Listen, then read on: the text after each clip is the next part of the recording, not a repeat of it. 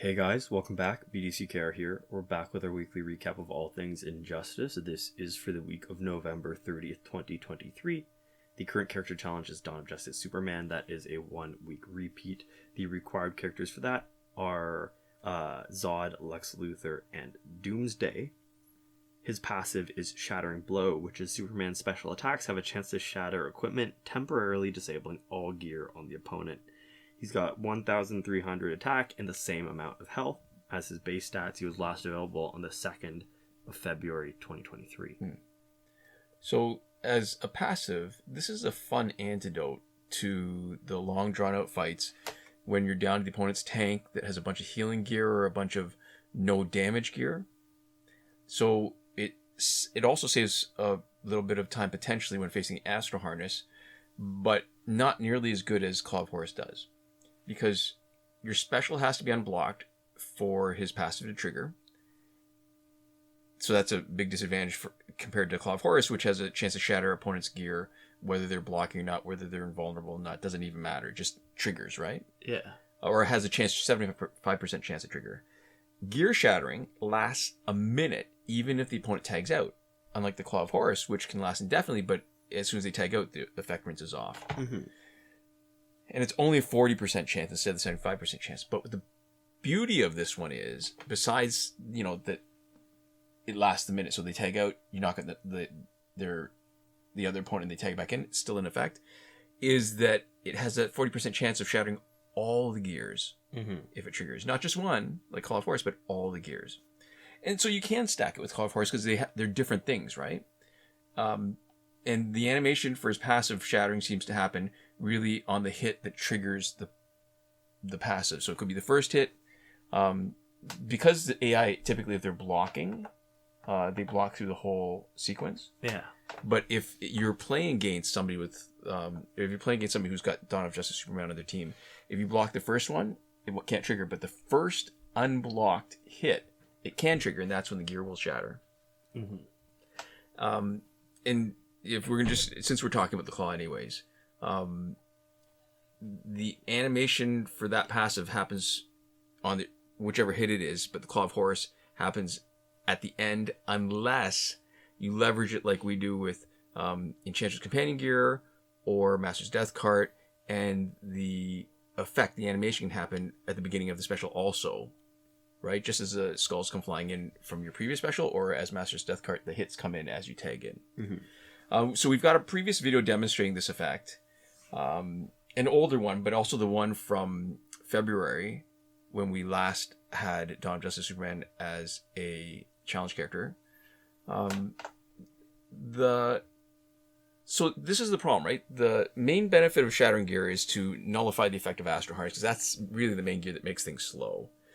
So it doesn't really make the team a lot more powerful. It's not that much easier to win fights. It's a little bit. But this is just a fun passive. I mean, I like the idea of shattering the opponent's gear and just making them really weak. Yeah. It's fun and it's noticeable, and sometimes it's exceptionally noticeable, right? When you're looking at like invulnerabilities that just get totally wiped and stuff like that, you can really feel it. Right. So if you were going to load up on Claw of Horus and using Dawn of Justice, then it's a bit of a toss-up between whether using Dawn of Justice Superman or Man of Steel is better for gear shattering, because Man of Steel sometimes gets his power back. Dawn of Justice sometimes shatters gear on his passive, and not just, like for all of them, and not just Claw of Horus for one of them. So in our previous video in February, we used New 52 Wonder Woman as the main damage dealer, even though it was supposed to be highlighting New 52 Superman, because that setup optimizes the team. Right? She gives power to her teammates. That is huge, because Superman is a Justice League character. Yeah. However, in this video that you're watching, we're using him as a star of the team, which means we're using Hawkgirl to maximize tag-ins, and Rebirth Raven to protect him from opponents with power. Because, if New 52 Wonder Woman doesn't have Tantu Totem or Master's Death Card, her ability to leverage Superman just isn't there. And we've also taken away Claw of Horus, unlike our previous loadout, because even though it is fun shattering all the opponent's gear, that overlap in effect means a lot of the potential in that third gear slot ends up getting wasted. Yeah. One thing I want to point out, and you might have already noticed from the beginning of the video, is that his gear score is only 350 instead of the maximum 450. And the reason is that besides Tantu Totem Master's Death card, he is using Demon Blade.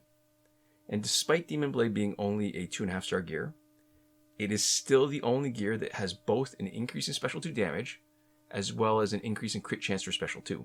Mm-hmm. And this combination means it is an ideal piece of gear for any Special 2 specialist.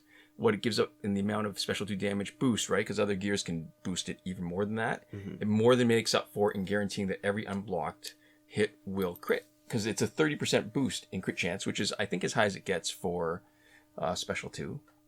And combined with the 30% from Tantu Totem plus max augmentation of 50%, you're guaranteeing that every unblocked hit of a Special 2 will crit. So that means Rebirth Raven gets to keep Quake Engine, because when she steals power on Taggin, that gives her the Quake Engine's ability to boost special damage by 50%. Mm-hmm. So lots of fun to play. So there we go. Yeah, we are a few years into this point of a repeating pattern, so we can expect next week's challenge to be animated Batman Beyond with some degree of certainty. Mm-hmm. And unfortunately, 23 challenge characters are missing from that challenge cycle. Still. This week's multiplayer reward is the Totem, which becomes Tantu Totem, and its effects are a 30% crit chance on specials. You get 35% of your maximum power on tag-in. You restore 100% power for your special if enemy was KO'd with it. And the evolved ability, which is you get 100% power back for special if enemy took no damage. It was last available on the 27th of April, 2023. Next week, we should be seeing Scarecrow's Ventilator Mask.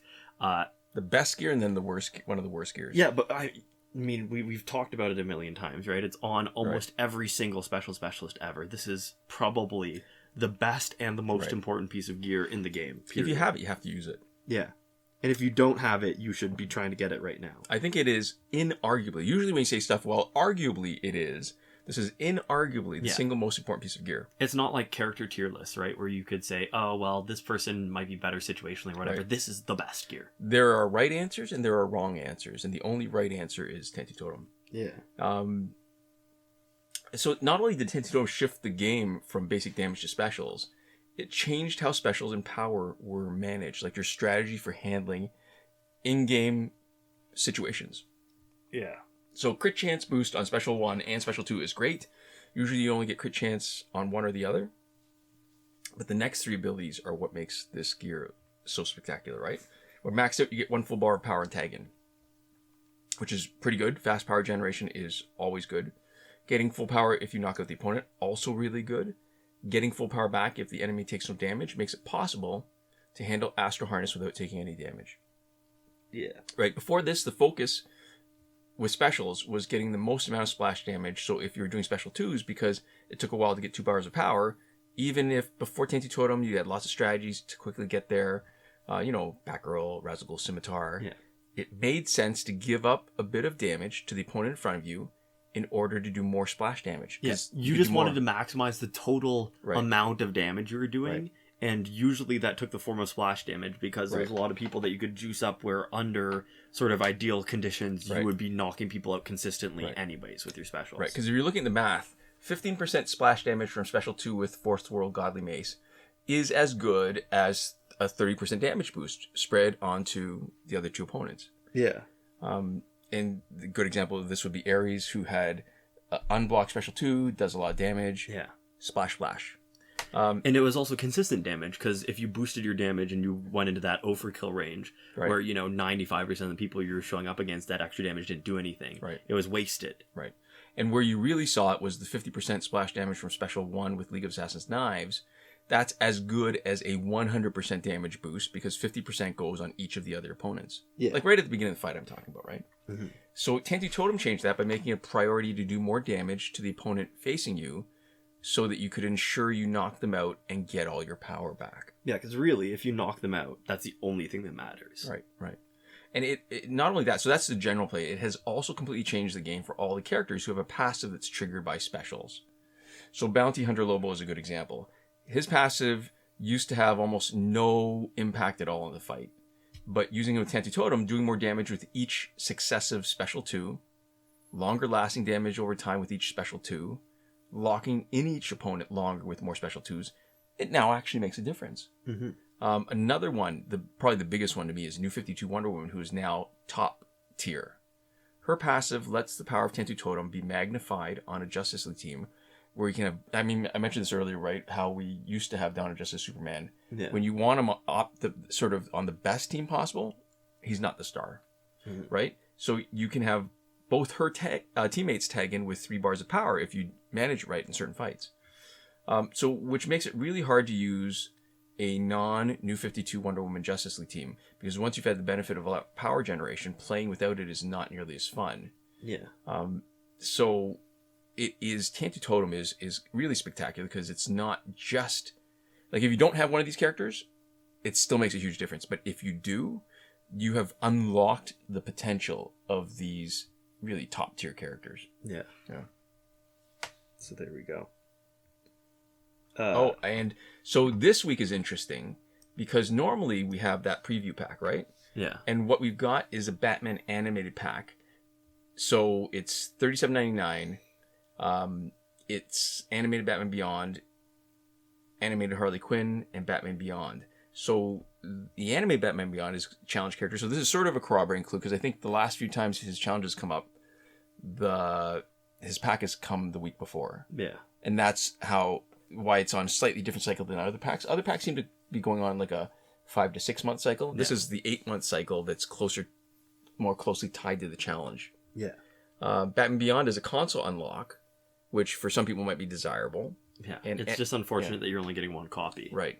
And animated Harley Quinn is in the store, so it's not quite as attractive. Yeah. Yeah. We also have the Ultimate Bundle Bringers of Justice in its 2nd week, and the Ultimate Bundle Villains and Monsters. We have also for a 2nd week, yeah. Yeah, for its 2nd week. And all right, so probably one of the worst packs ever, the Gotham Gold pack. They call it gold, but you're not getting all gold characters. Yeah. You're getting 2 gold characters. So Bane, one of the weakest, lowest stat gold characters, and Insurgency the Joker, one of the other lowest stat gold characters, and you get the Silver Deathstroke. Yeah. So it's 2 golds and 1 silver, and they're all available in the store, and none of them are particularly good for their category. Right. So Gotham Gold pack. Gotham is true, right? It's Batman universe. Gold is 2/3 true. Gold is 2/3 true, and pack is true. So it's sort of like, it feels like it's very misleading despite being mostly true. Yeah. Well, when you break it down word by word. Yeah. Yeah. Anyways, and then moving on to the current glitches. As always, there's a playlist with all of the glitches that's linked in the top right corner of the playlist tab of our channel. We go through them in detail on the 1st of every month, or whenever anything changes. Nothing has changed, so all we'll say is that the challenge reset has been tested and confirmed on the Dawn of Justice Superman challenge. Oh, and I've jumped forward a little bit, actually, because we need to talk about Phantom Zone. I'm realizing now, because I didn't mention it. It also works on Phantom Zone. Resetting one will reset both, and it's important to mention right now because Phantom Zone is around. So make sure to only reset progress on one when you're willing to reset progress on both. Fight 62 is still broken. And where are we at now? So last weekend's breakthrough for golds. Last weekend's breakthrough for golds. Oh, it was as we expected, Zatanna, Flash, and Solomon Grundy.